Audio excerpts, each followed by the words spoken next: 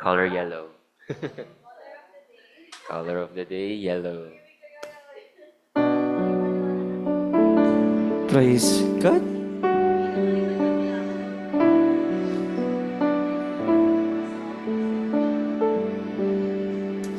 Yan, good morning everyone. Good morning.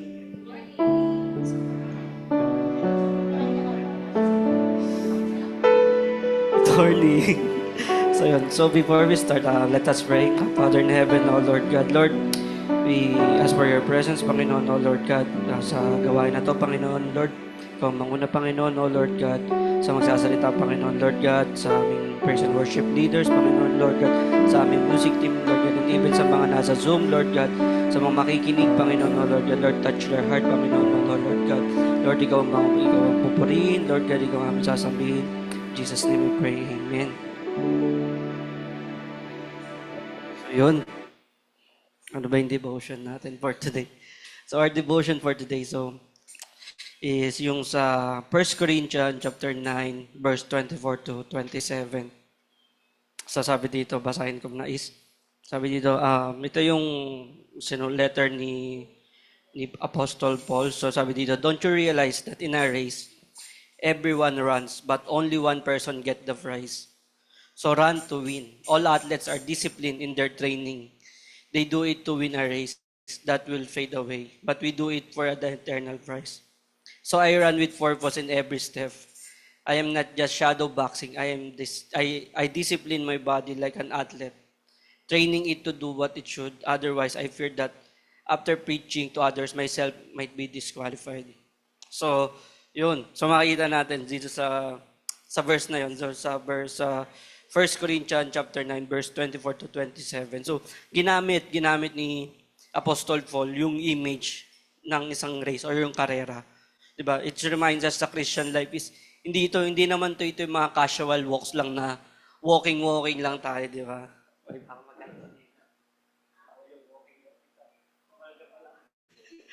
Sorry, waiting nga, walking. So, yun nga. So, yun. I-remind tayo dito ni Paul na yung Christian life natin, hindi lang casual walk, but it's may purpose to. Meron tayong feeling for some purpose, di ba? Just like yung mga every athlete, yung mga nagko-compete. Kung may mga atleta dito, di ba? Like si Papa Monching, di ba? Alam natin yung pag ginagawento niya yung mga training niya. Yung tinatakbo niya yung buong Marinduque. Every day. Di ba? Yan. Doon makikita mo yung athlete doon, di ba na? Parang every athlete, di ba, who competes, di ba? Nagtitrain sila for the prize. Yun yung gold medal. Yun yung first place. Yun yung champion, di ba? Meron sila doon, nakikita natin yung focus nila, yung discipline nila, Amen, di ba? Sabi ni Bruno. Yung discipline nila, even doon sa mga pagkain nila, di ba, makikita natin yung paano sila mag-train hard, and yung mga sacrifices nila, especially yung mga time nila, di ba? Because they have one goal in mind, is yun to win. But tayo mga Christian, dito tayo mga Christian, dito sa tinatawag nating earthly race natin, yung prize natin, hindi naman siya nawawala, it doesn't fade away. Di ba? Yung the crown we run is for eternal. Diba? Yun yung ano natin. Kumbaga, sabi ko nga last week, yun yung joy natin na marinig natin yung sasabihin ni Jesus na, well done, good and faithful servant. So, di ba? So, sabi nga dito ni Paul, di ba, I run with purpose in every step. This means na yung every decision natin, every decision we make, every word we make, every word we speak, and every action we take, should move us closer to Christ and reflect us in His character in us, di ba? So lagi kapag patakbo ka laging diretso eh. Hindi ka naman tumatakbo ng back pedal eh. Sabi nga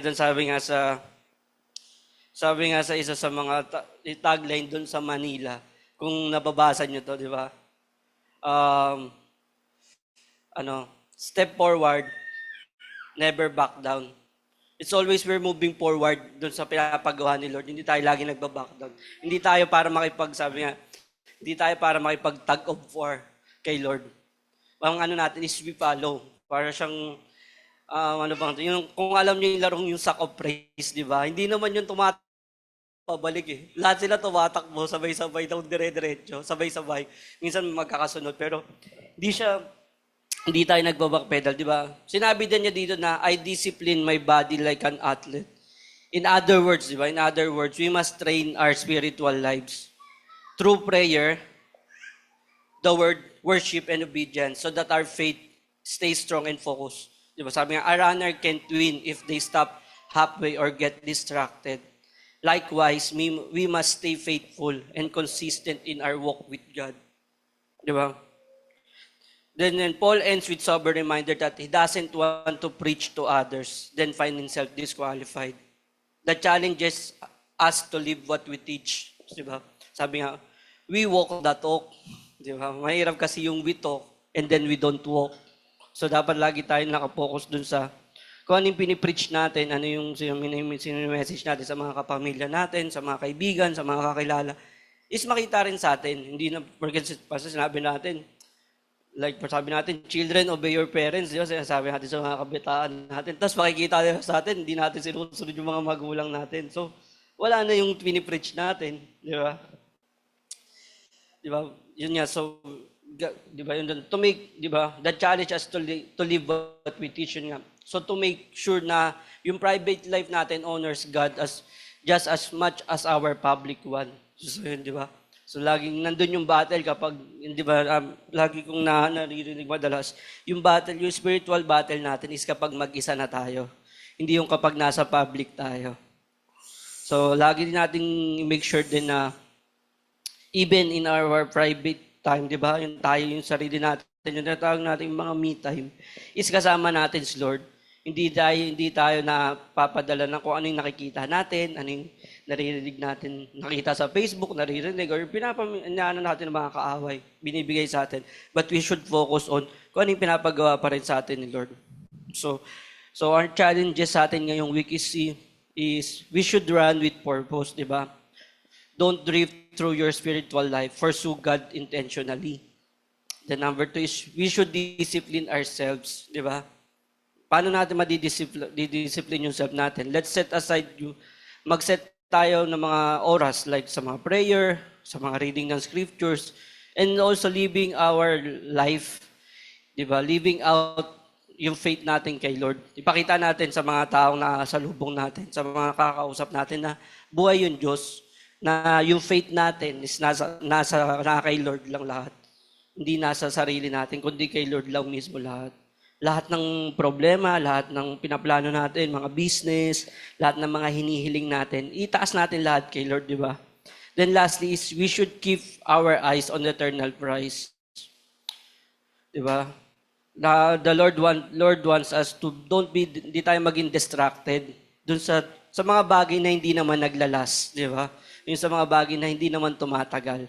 So ni Lord sa atin, makita natin na meron tayong eternal prize, yung habang buhay, di ba? Panghabang buhay yung prize na makukuha natin sa Kanya. Marireceive natin, hindi yung pansamantala lang. Di ba? Doon tayo sa pansamantagal talaga. Di ba? So yun lang po yung ating devotion for today na Paul reminds us lang na we should keep focusing sa pinapagawa ni Lord and then we should focus also na maging faithful tayo doon sa salita ni Lord, doon sa mga pinipreach natin, doon sa mga sinishare nating words na dapat kahit anong words, kahit anong mangyari, anong mga pagsubok na mararamdaman natin, makikita natin is nakapokus pa rin tayo kay Lord, di ba? It's always be lagi na matatapos yung araw natin na magsisimula at matatapos yung araw natin na nagtitiwala tayo kay Lord. Amen. Amen, di ba? So before we go to our praise and worship, let's us all stand up.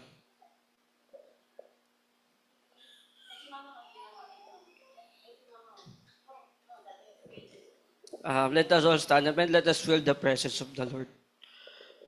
Hallelujah, Lord God. Lord, maraming salamat, Panginoon, O Lord God, for this day, Panginoon, O Lord God. Lord, we trust to you, O Lord God, ang aming gawain, Panginoon, O Lord God. Even our lives, Panginoon, O Lord God. Sa mga oras na to, Panginoon, O Lord God, we seek your knowledge, we seek your wisdom, and even your strength, Panginoon, O Lord God. Napalakasin mo, Panginoon, O Lord God, ang aming isip, ang aming puso, and even our spiritual, Panginoon, O Lord God, that we should keep focus, Panginoon, O Lord God, sa iyong pinapagawa, Panginoon, O Lord God.